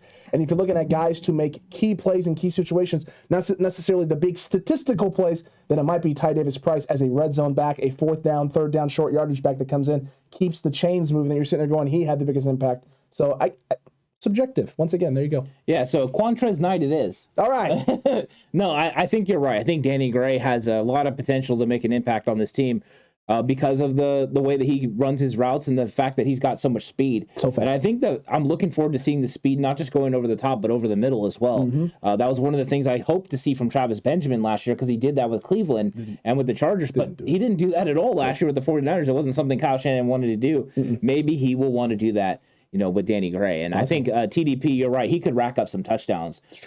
He could walk away with 5 to 8 touchdowns, no problem, because of his short yardage ability. Very true. It's very, very accurate. Each of those guys has a lot of things. And there's still a lot of rookies that can come through and surprise. I mean, it wouldn't be the first time in 49ers history under this regime where a 4th, 5th, 6th round guy, 7th round undrafted guy bursts onto the scene and does something that no one else is expecting. So you have to keep an eye out for all of these guys because you just don't know. And last year we were convinced that the roster was going to feature certain guys and not feature other guys. And we were convinced that Tom Compton was on the way out, convinced Colt McKivitz was a lock to make the 53-man roster, and then push come to shove, and none of those things happen, and swerve and curveballs galore everywhere. And it feels like with the amount of competition we have this upcoming training camp, we're in for another one of those. And Mr. Corey brings up Jordan Mason, the running back that they signed, the undrafted running back. What was funny was I was watching the pressers, and he was referred to as the other big running back. The other big running back. Yeah, they were asking Jeff Wilson Jr. about, because of bringing in TDP and the other big running back, if it meant they were going to a more physical style. And he was like, that's always been our mentality here, to be able to wear people down and get after them consistently. Very true. That's the impact you want to make from the running back position. So I thought it was interesting. Very true. Siggy's light, and sorry I'm late, guys. Who's the starting center? Right to business. Randy Cross. Bang. Didn't see that coming. I mean, the real truth is Alex believes it's going to be Daniel Brunskill, more than likely, of who we have on the roster right now. Daniel Brunskill. I believe that it's Jake Brendel right now. I think that though either one of those guys actually make the most sense for what we have currently on the roster. And then, of course, there's the outside chance of it being JC Tretter. I'm not gonna lie. As much as I am on the Brunskill train right now, I would prefer to be on the Tretter train. Bring the Tretter train through San Francisco would be absolutely phenomenal. I mean, with him being 31 years old, which I didn't realize he was actually 31. For some reason, I was thinking he was late 20s. I thought he was late 20s. A short contract. Him coming in and bridging a gap until they could get a Donovan West and Nick Zakelj. 2-year deal. Yeah, something like that. Get one of them ready. That would make a lot of sense. And then you would be willing to give more guarantee money on a shorter deal. Very true. Randy was a great center, Marvin. He was a great center. Yeah, fantastic. I love Randy Cross. If someone could quickly develop a time machine and then we quickly write into the rules that you're allowed to go back in time and pull one guy once every 10 years to play a position, right now would be the time. And I'll be honest, I wouldn't take Randy Cross. That's probably fair. I would take Jesse Sapolu. And the only reason is I know Randy Cross played guard and center, but Sapolu was a little bit more physical than Cross. Correct. I loved them both. I really like both players, but I would probably take Sapolu just slightly over Cross. Personality-wise, though, Randy Cross through the roof. Some of my favorite quotes. The 1984 Super Bowl against the Dolphins. Y'all came to see an offense, and the wrong one showed up. One of my favorites. Fialu and it's going to be West, and right guard is going to be Jason Poe. So he is going bold. He's going bold there, Ant. Wow, really bold. 2 undrafted free agents. Whoa. Really bold, whoa.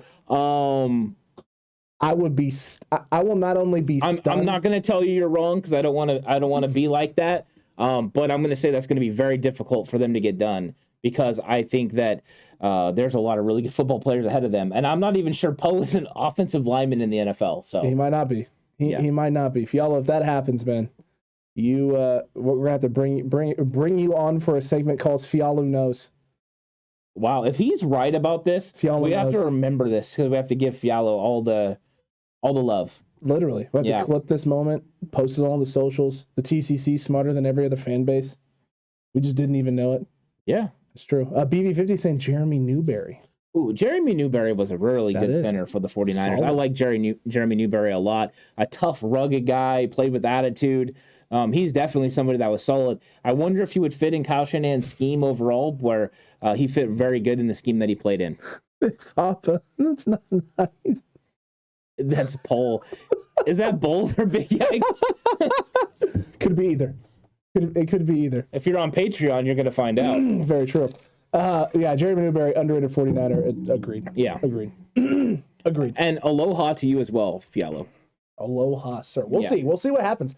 The offensive line is going to be it was already going to be an interesting training camp, and it's going to be even more interesting now. And Marvin Rose's aunt, remember Steve Wallace wearing a protective helmet on the top of his head? I do remember that. It was one of the first times I'd ever seen anyone add anything to their helmet. And I remember one game it got knocked off and it just goes rolling down. But yeah, Steve Wallace with the big old helmet. It was fun. It was really fun. Those protective helmets, man, I always double took. I was like, wait, what does he have? What's that? That's the weird looking helmet he's got on. And Mr. Corey said, Ant, remember my prediction. Daniel Brunskill for starting right tackle. Okay. So what's going to happen to McGlinchey? Is he getting traded, Mr. Corey? I think Mr. Corey, are you going to show up to the practice facility and kneecap him? I think Mr. Corey believes that Mike McGlinchey's not going to be ready to go. Oh, okay, fair. But I don't want to speak for you, Mr. Corey, so put it in chat. And Jay Ellie's bringing up Bart Oates. What a absolute great signing Bart Oates was to help the 49ers get over the hump to win the Super Bowl that year. That was fantastic. Allowed Sapolo to move back to his natural position of guard. What a great move that was. Bart Oates was a good football player for many years in the NFL. Very true, and what a name drop there, Jay Ellie. What an absolute glorious name drop. TCC, if you have any more questions, drop them right now in chat because we'll get to them. And what a day, though. Frank Gore retiring a San Francisco 49er on a one-day contract. The Niners signing all 9 rookies as Alex Mack sails off into the sunset to live the post-football life.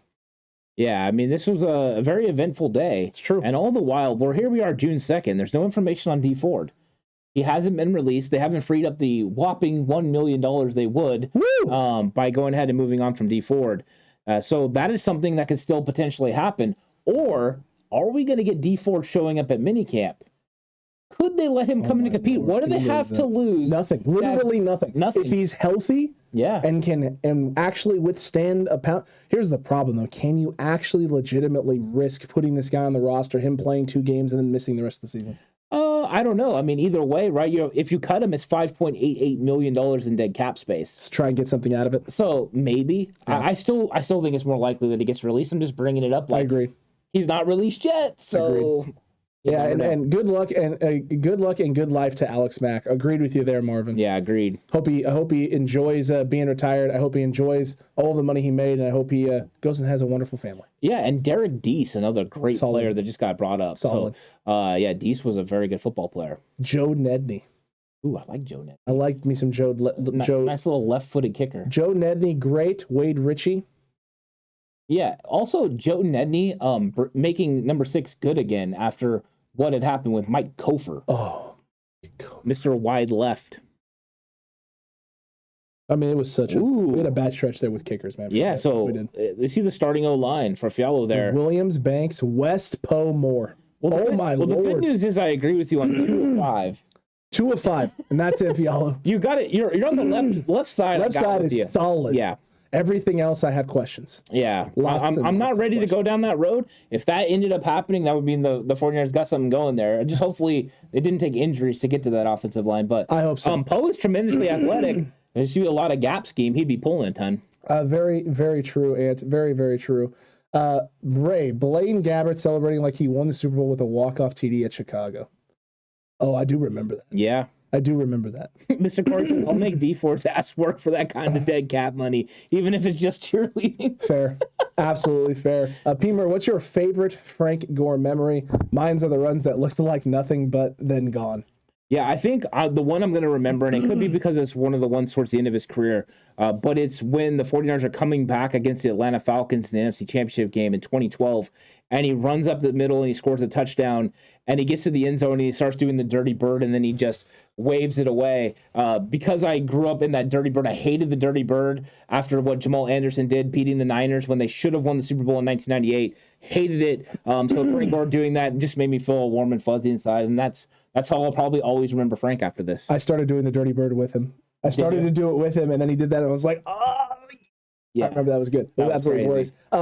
Peemer, my favorite Frank Gore memories are always going to be Frank Gore basically Frank Gore runs, not even the ones that necessarily looked like it was nothing, then boom, he shoot out of a cannon, he break one, whether it was a touchdown or not. It was always the ones where he got run down from behind, because it literally looked like at the start of the runs, and he was having to run through a bunch of people, if not maneuver his way through something. He had to do so much work early that by the time he got into the open field, there was just nothing left in the tank. And he'd still get up with the biggest smile on his face. Frank Gore and that smile, man, were contagious. And the fact that he overcame all the ACL injuries that he had in college and was able to have the long career that he had is something special. Frank Gore should always be remembered by 49er fans, and I think he'll always be a favorite for every 49er fan. And he absolutely should. Yeah, he absolutely should. Did absolutely incredible job there. I agree with you, Mr. Corey, that Minnesota should, but Minnesota lost that game. So the Niners, if they would have beat Atlanta, we'd all know Garrison Hurst had an injury. If they'd have beat Atlanta, I do believe that they could have won the Super Bowl that year. So that's unfortunate. It is unfortunate. And Siggy, no news on D Ford. We're just waiting. We're waiting just like everybody else is right now on pins and needles to see if D is going to be doing anything. Will he be at mandatory? Will he be at anything with mandatories with camp? Will he be at training camp? Will he actually be on the football field?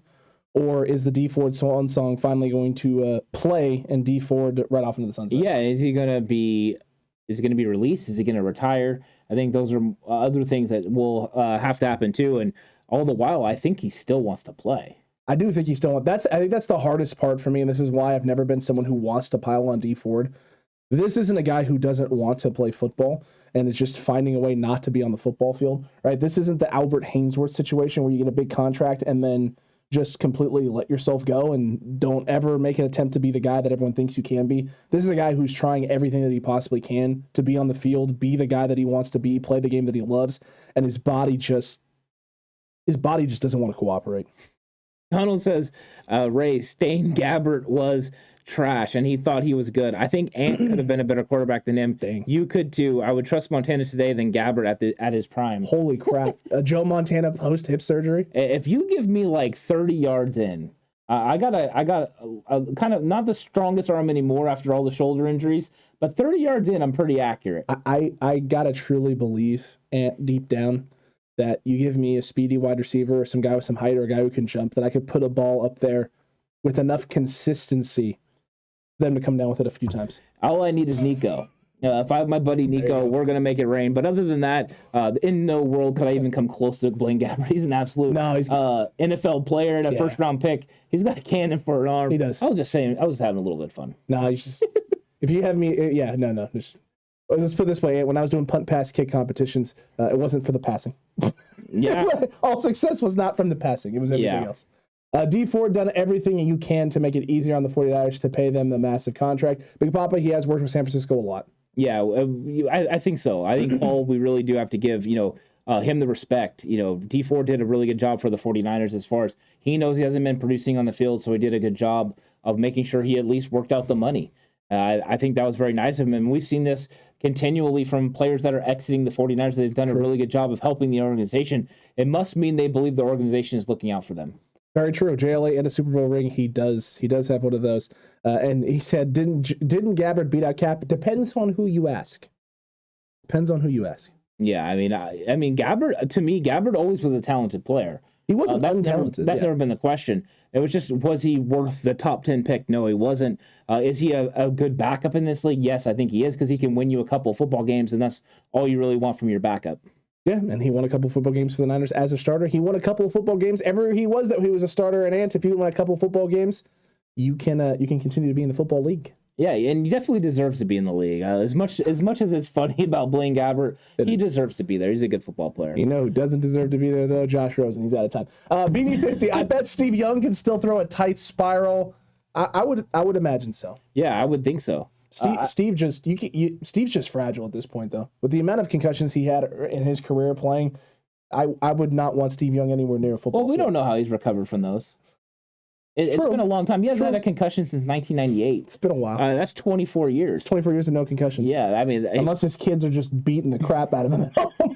You never know. You never know. You never know. Look, this was a lot of fun today, TCC. A lot of great questions and a lot of great comments. Everyone having a little bit of fun and some passion from the TCC. You'll love to see the passion from the Cutback crew. And a lot of great things happening for the 49ers and a lot more still to come. Yeah, it's going to be, more fun times all the way working up to training camp. I'm excited about what we're going to hopefully find out at minicamp. And minicamp is rapidly approaching. June 13th will be here soon enough. And then we'll get some things figured out. Where's Deebo Samuel? And now who is taking the snaps at the center position? Is it Daniel Brunskill, or is he still having the knee tendonitis? Is it Jake Brendel? And have they finally moved Nick Zakelj to center? We'll find out. We're going to find out soon enough. June 13th, can't get here enough. TCC. It was a lot of fun. Make sure you hit that like button if you have not already. Subscribe if you have been neglecting that subscribe button. If you've been looking at it and it looks glorious to you, just go ahead and smash that thing. Join the Cutback crew. You won't regret it, and you get more content coming your way, and content that you're going to enjoy and that you're not going to regret for a single second. Yeah, it's going to be a lot of fun, and there's going to be a lot of more interactions we're going to have. Just look forward to stuff not only here on YouTube, but over on Patreon as well. There's new stuff coming to Patreon. If you haven't caught Slightly Offsides yet, go ahead and check that out. That's really good. If you're a channel member, it's available for you right here on YouTube for all channel members. And there's going to be a new episode coming out this weekend. So I hope everyone gets to check it out because Horst is on it. And we all know Horst is just, he likes to go offsides. No, he's never got offsides. Yeah. Not once. Never in the history of anything, man. Never. It's never happened. It's definitely happened. Not even a little bit. So it's 100% happened, TCC. We'll catch you on the next one, Cutback crew. And Ant, I think it's about that time. It is. Let's chalk another one up. Catch you later, TCC. Have a good rest of your weekend.